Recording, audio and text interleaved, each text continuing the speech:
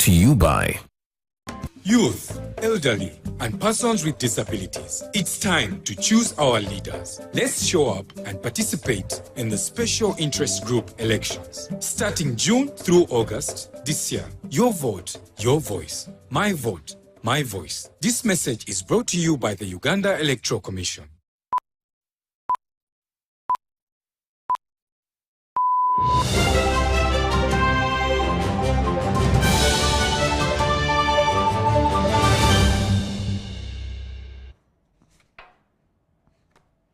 It is 3 minutes past 10 p.m. A very warm welcome to UBC News Tonight, coming to you live from the Now Avenue with me, Sharon Kyomugisha. Today, President Museveni has asked the Ugandan diaspora to invest back home and also use their global exposure, networks and influence to attract more tourists to visit Uganda. The president was meeting a delegation of 25 members of the NRM Diaspora Cadres Initiative, led by Boaz Biayesu Kabruru and Richard Chabihende Nkuru from USA.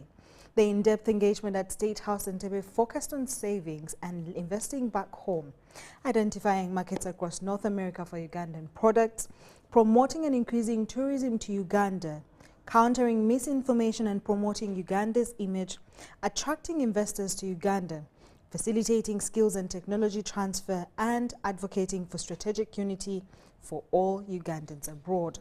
The team presented a strategic framework on strengthening the bond between Uganda and its global diaspora. The president pointed out possible areas of investment, establishing low-cost housing in the area near the industrial parks. Proposals including launching diaspora-led cooperative investment schemes, real estate ventures, and SMEs to tap into Uganda's fast-growing sectors.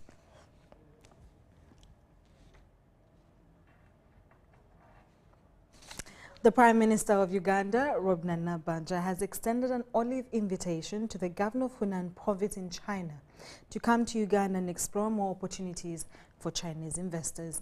Nabanja was meeting the Hunan governor in the Chinese city of Changsha, where the two leaders discussed bilateral cooperations between the two sister countries.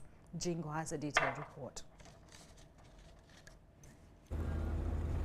Hunan province, located in the central China, has a population of over 66 million people out of 1.4 billion people in China. The province has a nominal GDP of 747 billion US dollars as compared to that of Uganda with only close to 50 billion US dollars.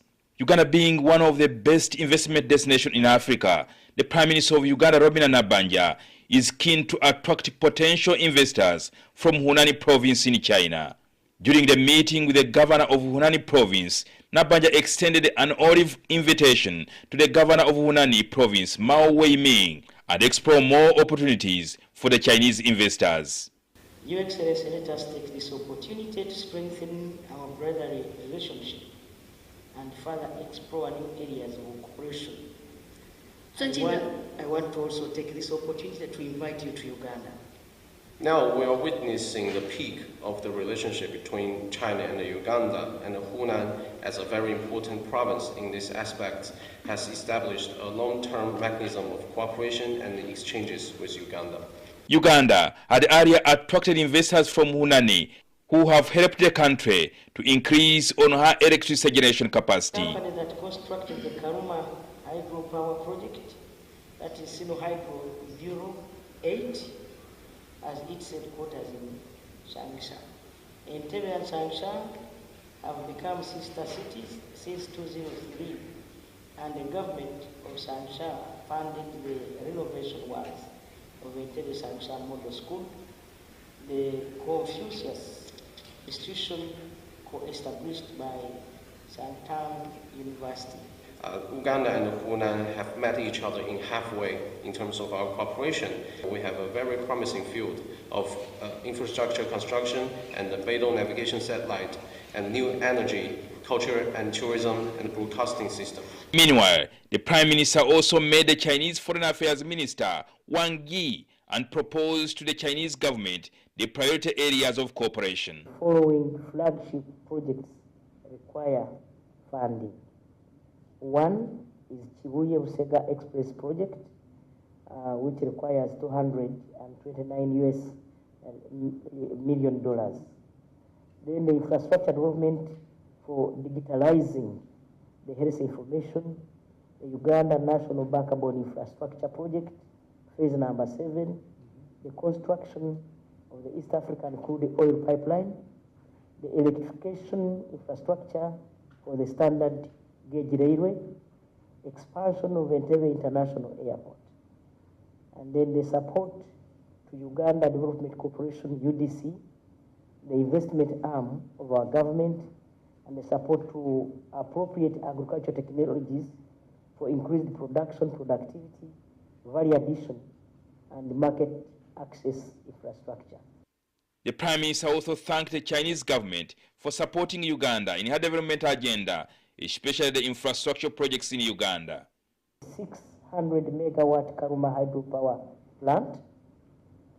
I also want to thank you for Entebbe Express Highway, the expansion of the Entebbe International Airport, the China-Uganda Friendship Hospital, and many others. The government of Uganda reaffirms its commitment to strengthen bilateral relations with the People's Republic of China. So we are very grateful, and the Right Honourable Prime Minister expressed her gratitude in inviting you to come and enjoy the dishes from Uganda as well. We are fully confident about the prospect of the growth of China-Uganda relations in the future. I hope and believe that our relationship will grow in a healthy, stable, and sustainable manner. All these projects you have brought up today concern the future development or revitalization of Uganda. We will take them very seriously. Today, together with us here are the officials from the Foreign Ministry and the Ministry of Commerce. The bilateral meetings were at the sideline of the 4th China-Africa Economic Trade Expo in the city of Changsha.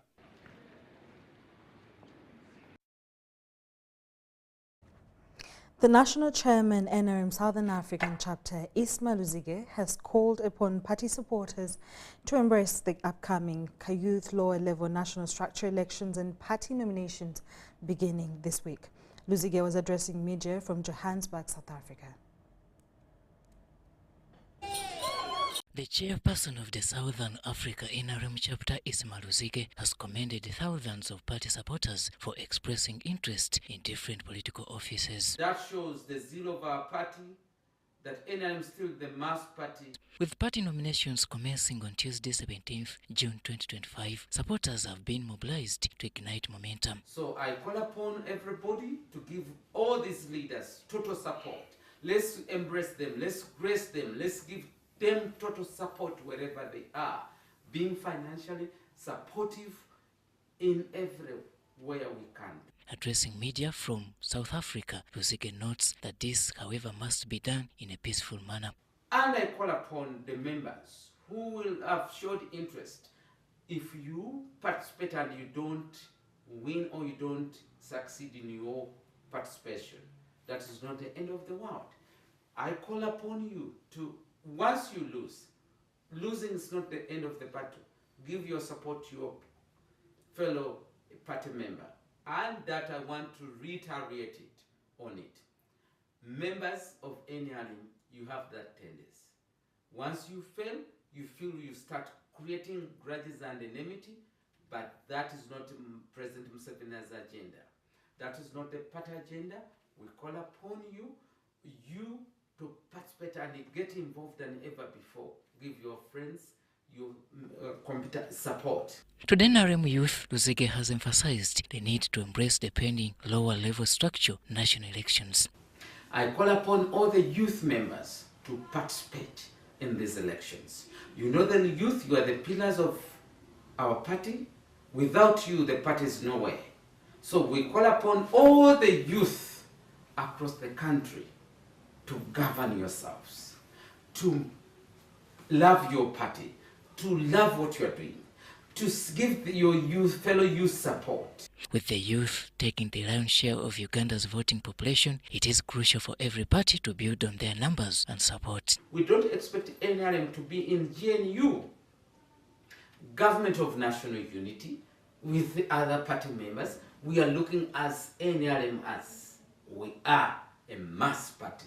President reminds NRM supporters and well-wishers to entrust their vote to President Museveni in the coming 2026 polls. Come 2026, President Museveni is coming as our presidential candidate. 2026, let us give him support. He's the father of the nation, of African nation, the father of the bloc, of East African bloc, and the father of Ugandans, the father to the fatherless. So with that, only that, he has secured security, he has made security peacefully within our country, now within the Eastern Bloc. Now we are going to look at socio-economic transformation. For members in the diaspora, they have been urged to offer necessary support to the polls back home. Diaspora, you are under President, National Chairman. You know very well that with your voice, it counts. You can speak to your members within the country, villages, and you might not attain to vote or to cast your vote. But as a diaspora member, your support remittance counts within the diaspora to change lives within our country. In most stories, moving on from that which was in South Africa, the exercise to pick forms at the NRM Secretariat for members who wish to represent Ugandans at Member of Parliament and Local 5 chairmanship has ended with call to remain in case one does go through the primaries that are expected to take place in July. It has been a tendency whoever loses in NRM primaries on the Member of Parliament seats opts to contest on an independent ticket, and that is coming up later on in the bulletin. But right now, the Minister for Kampala Metropolitan, Hajat Minsa Kabanda, is concerned of a neglect of parental responsibility in raising children, which she says has erosion social values in Uganda. She was speaking at a fundraising ceremony for the construction of St. Balikudembe Church in Mengo Tsenyi, Kampala, led by the parish priest, Reverend Father Emmanuel Lubega. The minister pointed at the influence of social media on the child and charged parents to get involved in children's upbringing. And the minister, Kabanda, later engaged with business groups, including butchers, metal fabricators, and football players during her interactions.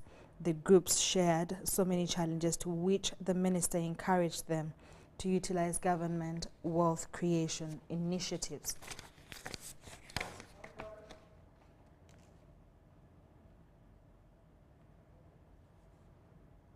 The Speaker of Parliament, Annette Anita Among, has said that Uganda People's Defence Forces Bill 2025 has been signed into law. She was at a campaign to solicit votes for the National Resistance Movement in Soroti District. The bill was passed by Parliament recently, and meanwhile the petitioner Michael Kabaziguruka says that the move to establish the court-martial contravenes Article 210 of the Constitution. Kabaziguruka vows to return to court to overturn the new legislation. I put a question that the Uganda People's Defence Forces Amendment Bill 2025 be read a third time and do pass. Those in favor stand the court. Order, Madam Speaker. The ayes have it. In late May 2025, Parliament passed the Uganda People's Defence Forces Amendment Bill 2025 with an element of trying civilians in the court-martial under specified circumstances. The legislation establishes military courts categorized as unit, division and general court-martial. The members of the UPDF court-martial must be independent and impartial. They told us how they believe the independence and impartiality should be set out. This was after the January 31st, 2025 Supreme Court ruling on the Constitutional Appeal number 2 of the Attorney General versus Michael Kabaziguruka. The Speaker of Parliament, Annette Anita Among, while in Soroti District at an NRM function, said the UPDF bill has been assented to by the President. There was a bill which was brought to Parliament on UPDF. The UPDF bill is going act now, which because it has been assented, is going to help us people in Teso. With these people who come with the guns when they are not supposed to be having guns. It is also because we have so many veterans in the area, it is going to help the veterans in terms of their welfare, in terms of medical. In an interview with the main contender of the trial of civilians in the court-martial, Michael Kabaziguruka describes Article 210 of the Constitution, which he says does not call for establishment of the court-martial. 210A is to the effect that Parliament should regulate the structures and organs of the UPDF.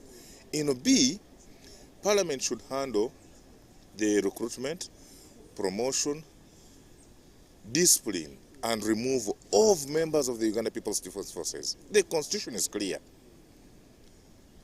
Recruitment, promotion, discipline, and removal of members of the Uganda People's Defence Forces.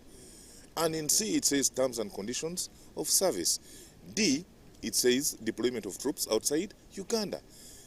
Nowhere under that article does Parliament get the mandate to establish a court of law. Whereas the new legislation is clear on the exceptional circumstances under which civilians can be tried under the court-martial, the critics think otherwise. Immediately after the ruling, the Attorney General was quick to advise, and the advice was maintained even up to the passing of the UPDF amendment bill, that the Supreme Court did not nullify the establishment of the GCM, but rather the trial of civilians. So it looks like in your submission you're faulting Parliament, but how about the Attorney General? You see, the Attorney General, unfortunately in this matter, has been found wanting, because the ruling was very clear that it affected both civilians as well as... Now, if the Supreme Court says that this establishment is not competent enough, that its composition, that the qualification of its members is unconstitutional, then how can it exist? If someone says that it is not capable of giving anyone a fair hearing under the way it is composed, how can it then be in existence? The Speaker of Parliament says the UPDF amendment bill has been assented to, but Michael Kabaziguruka wants to appeal. We know, for example, recently, that there were some people who were convicted of murdering the late Joan Kagezi. Now, these people did not use stones, neither did they use spears, but they used guns. And those people were tried before the civil courts, found guilty and convicted. There are aspects of the bill that I agree with, but the part relating to the GCM, I am fully opposed to it, and I will be going back to the courts of law to challenge it again. Meanwhile, despite the Speaker's revelation, State House has not released information concerning the move. Daniel Mugoya, UBC News.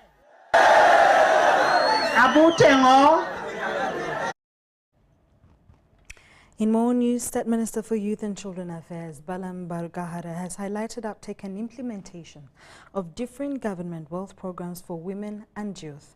While giving an assessment report of the programs from the districts visited so far, Balam highlighted corruption from different government officials and limited operational funds. In the past years, the government of Uganda has, through the Ministry of Gender, Labour and Social Development, been allocating billions of resources to districts for women and youth with creation programs. In some areas, there have been operational funds allocated specifically for women and youth under the revolving fund. The Minister of State for Youth and Children Affairs, Balam Bargahara, is currently on a nationwide monitoring tour to evaluate and sensitize the youth on the programs. Why we are doing these wake-up calls is government is channeling a lot of money. Just like you heard in the presidential address, State of Nation address, the president clearly stated he has government of Uganda through Minister of Finance. They have channeled over 200 billion for Youth Livelihood Fund, a fund that helps young people to borrow without security, a fund that enables young people to start business, a fund that enables those without land titles, without security, without anything, to borrow just by referee. So this fund encourages young people to come together above 102 to access it, from 2.5 million now up to 20 million is what we are giving to young people. The minister is disappointed by some districts that funds are being misused vis-a-vis the initial use cause. However, to my surprise, why we are coming up is many youth don't know that we have a fund and the money is channeled to every district of Uganda for prosperity or for growth. So many young people have not been able to access this fund. So money can be misused. So we are here to let the youth know your money comes to the district, how to access it, how to get it. But I'm not only evaluating YLP, I'm also tackling MIOGA to confirm the receivership. The minister has noted the challenges of limited funds for leaders to do operational monitoring, and corrupt local leaders has been a case witnessed all over the country. They have been noting is the challenge of young people who are not sensitized about the availability of the money. And also the enforcers or the monitors, evaluators of these programs are not being able to move to the different areas for one reason. There are no budget, operational budgets are too low. The money for them to monitor is not there. He is now in Masaka on the same tour. Our visits are not just for entertainment. Our visits are practical and are impactful. And I want to assure Ugandans that we shall cover all parts of Uganda. He has warned leaders who misuse government funds meant for women and youth. When we send money and it doesn't reach people, that's why we are finding challenges with the vote. When time for voting comes, we are getting challenges in Uganda because money is sent to people and people eat it. So the time not to win Uganda ended. We must win Uganda at all costs. Let's expose the corrupt. Let's expose those ones who have been eating their money. Let's recover that money and let the young people benefit from that money. It's time for NRM to win Uganda with at least minimum 65%. Minimum.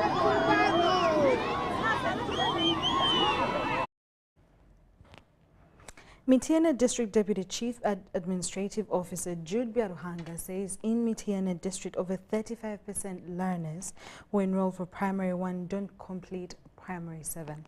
Despite the fact that government has constructed many seed schools in various sub-counties across the country, 30% of learners don't complete Senior 4. Take a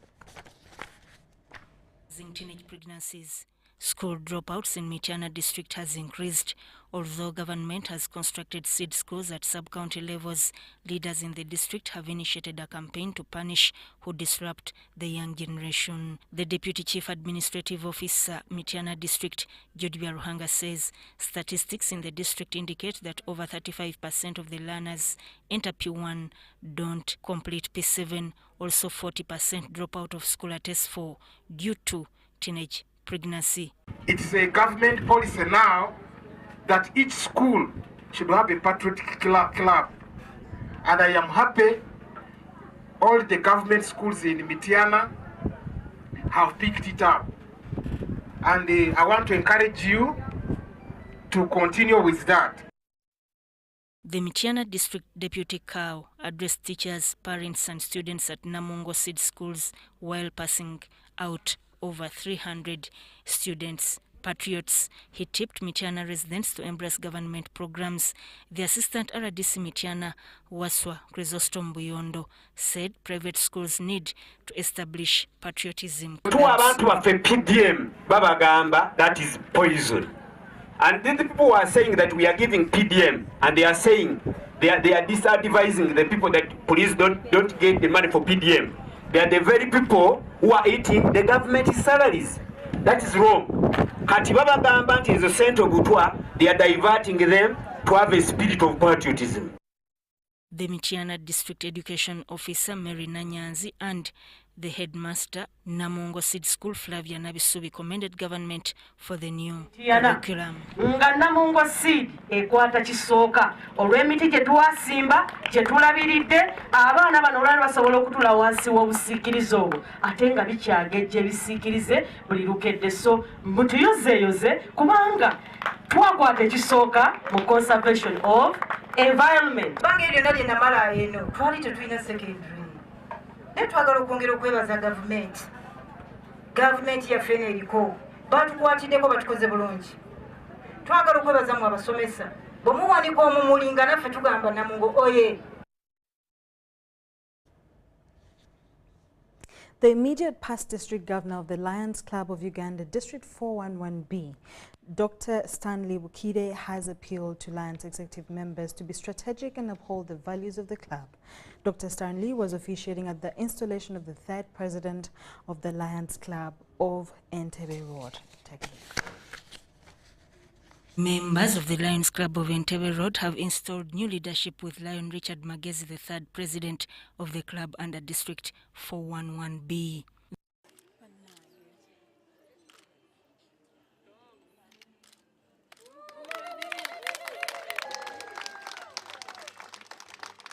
The immediate past governor, Lion Dr. Stanley Bukide, who presided over the installation, urged the new leadership to be strategic, visionary, and enterprising. As leaders, we must do strategic planning, and that means you are using the head competence. So you must be rethinking about the things that you are going to do with your team.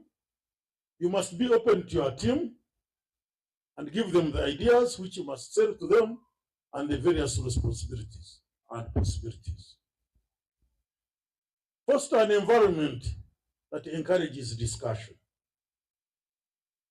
Develop and articulate your points of view. You are using the head.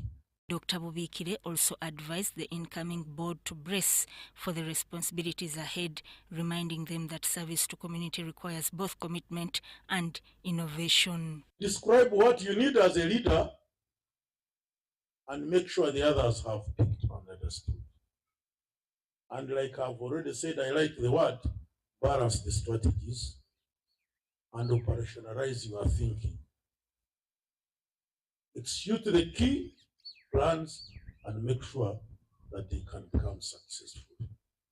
Newly installed President Lion Richard Magezi expressed gratitude for the trust placed in him. He pledged to grow the club's membership and deepen its service footprint.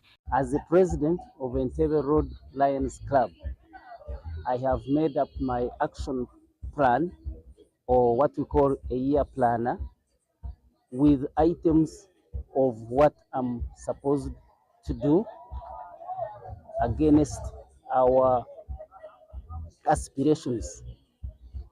This will be in form of board meetings, business meetings, service projects which will be impactful to the community. The event also saw the induction of new members.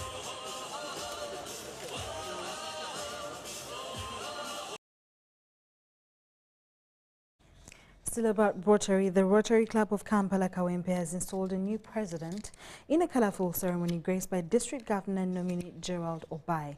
Harriet Sozi was officially installed as the 10th president, taking over from Salongo Sande Chizito. Rotary International District Governor nominee Gerald Obai has emphasized the importance of unity and continuous growth, likening club expansion to building a lasting generation legacy. A lot for the nation, for the community, through your vocations. But joining Rotary does not take away any of that. Instead, it adds to that.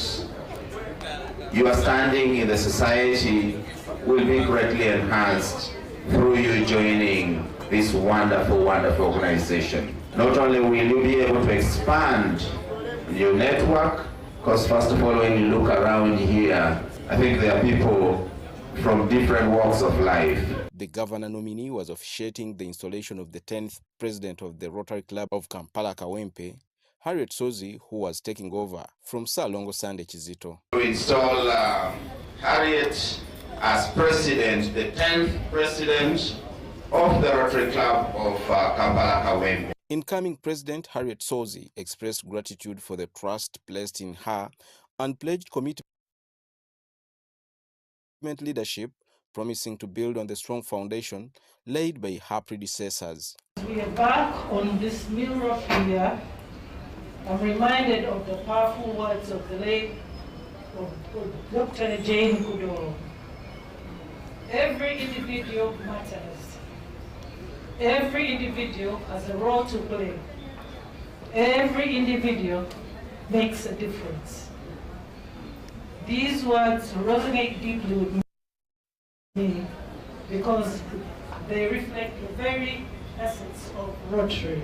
Outgoing President Salongo Sande Chizito was celebrated for transformative leadership that spurred club growth and impactful community service projects. Glad that we have been able to achieve much in this Rotary year, and we welcome the unit board led by the PE elect, Madam Harriet Sozi.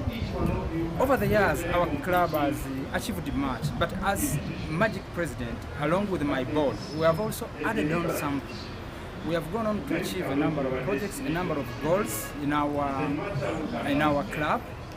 We did a menstrual hygiene project down in Katogo, where we equipped with the disadvantaged with the reusable pads. The event highlighted leadership, continuity, and the Rotary spirit of service above self.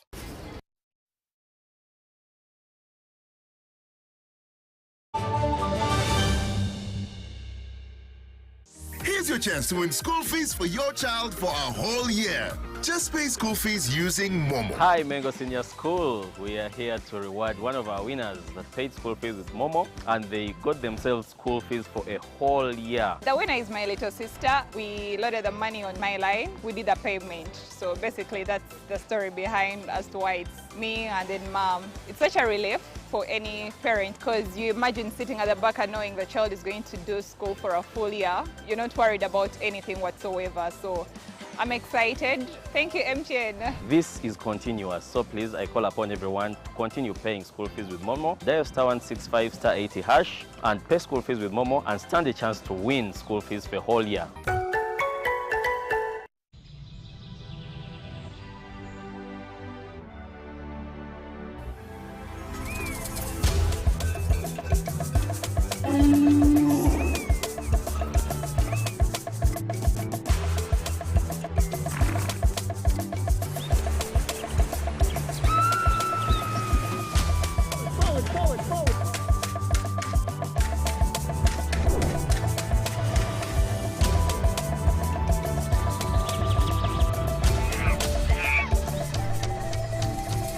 Uniquely ours. Explore Uganda. You got us on your wallet.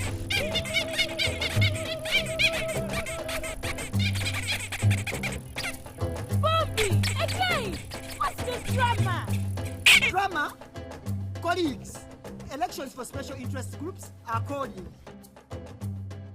SIGs, elections, youth, PWDs, elderly. It's time to vote for our leaders, June through August. From village to parish to district to nationals, youth, PWDs, elderly.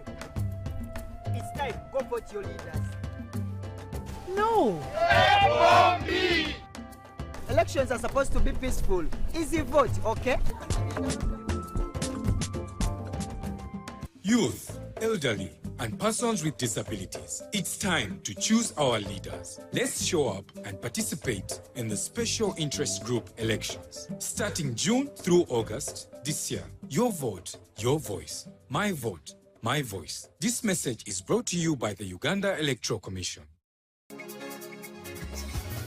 All eyes on Abidjan for the 16th General Assembly of the African Union of Broadcasting AUB. At the heart of the discussions, Africa's leading voices in broadcasting and media. Theme: Empowering African Media, Strategies for Financial Resilience, Technological Growth and Content Innovation. Abidjan will also host the Grand Night of the AUB Media Awards 2025. Let yourself be captivated by Côte d'Ivoire, the legendary stadiums, the golden beaches of Assinia, the majestic Basilica of Yamoussoukro, and of course, the unforgettable taste of achaka with grilled fish and the irresistible Kajeno chicken. Where media meets a vibrant Africa. See you soon in Côte d'Ivoire.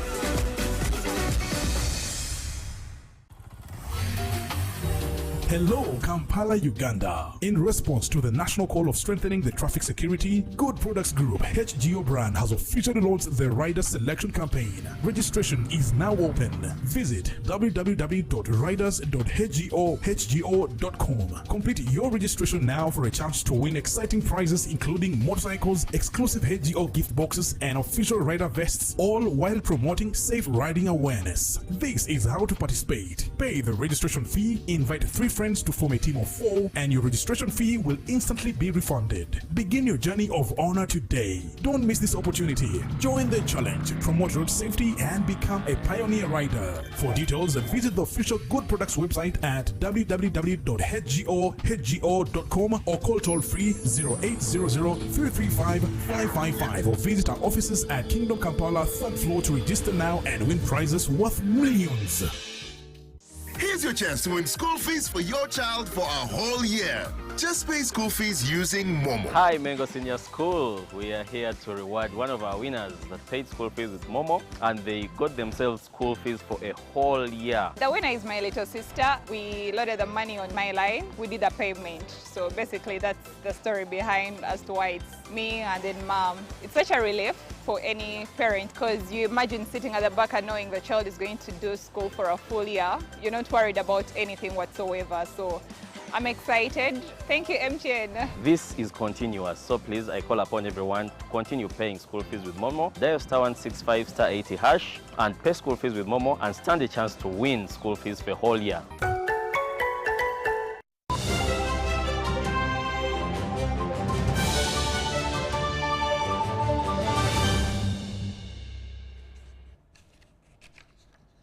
Welcome back from that short commercial break. The Rotary Club of Golobi Morningtide incoming president Ivan Amanya has encouraged youth to engage in productive activities that transform their lives. This will be coming in later on in the bulletin. The Bishop of Ankwale Diocese, Right Reverend Professor Fred Sheldon Mwesigwa, has made a historic first pastoral visit to Mbara Regional Referral Hospital. During his visit, he urged health institutions to integrate spiritual care into medical training. Take a look.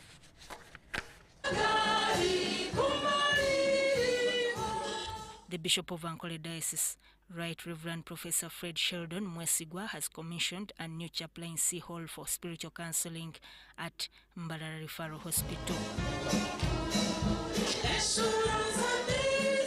He addressed hospital overcrowding, urging support from Roharo Mission Hospital, which has new digital diagnostic tools. Digital X-ray machine. You don't have it here. They call it 3D. So you will be referring people to Roharo if you want quality work. You have no excuse. But of course the machines you have here are beyond measure. You are government anyway. But we complement each other. He cautioned against spiritual blindness, undervaluing small roles that can lead to greater opportunities. This hospital has a long history, Wajit Shomera. It is serving 5.6 million people. It needs to have you must be having a very powerful budget. If not, they need to increase so that we serve our people. The acting director, Dr. Deos Tresije, reported progress in art diagnostics and a newly installed oxygen plant with the potential to produce over 100,000 cylinders per hour. Diagnostics and medical care. I'm happy to report that we have one of our advanced caregiver called Dr. Father, Son, and the Holy Spirit be upon you now and always. Hallelujah.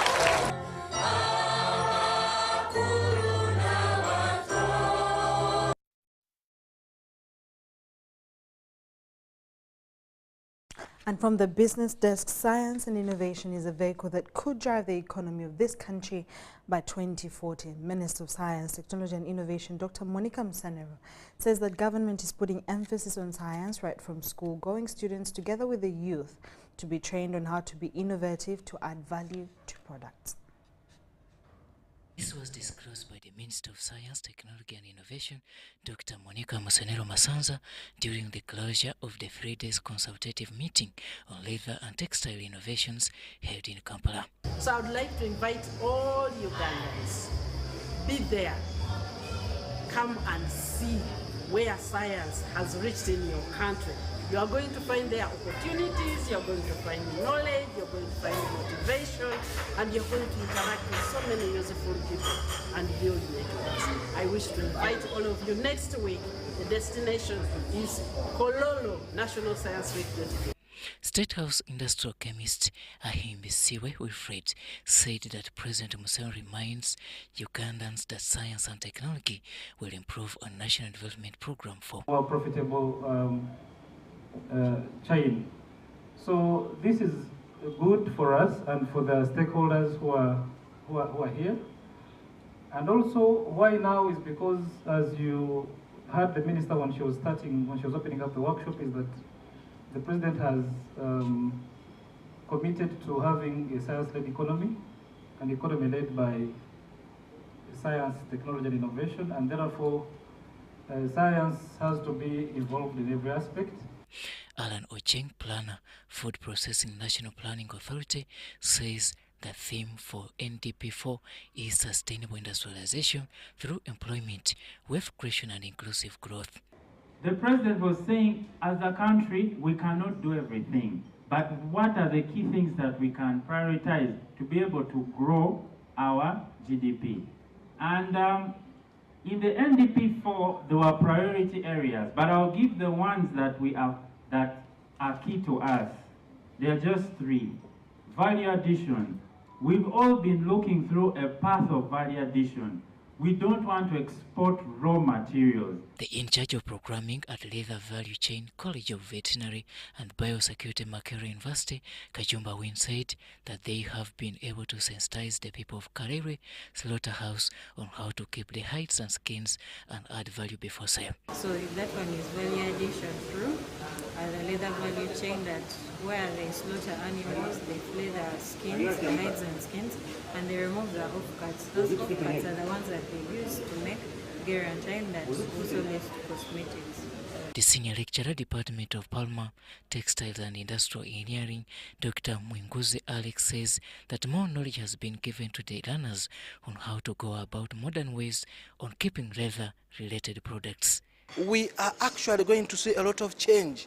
Not, it might be abrupt, but it can take some time as well, whereby the importation is completely reduced, and thus achieving one of the government's objective of import substitution. There will be a massive change when this model of value addition chain is implemented by the government.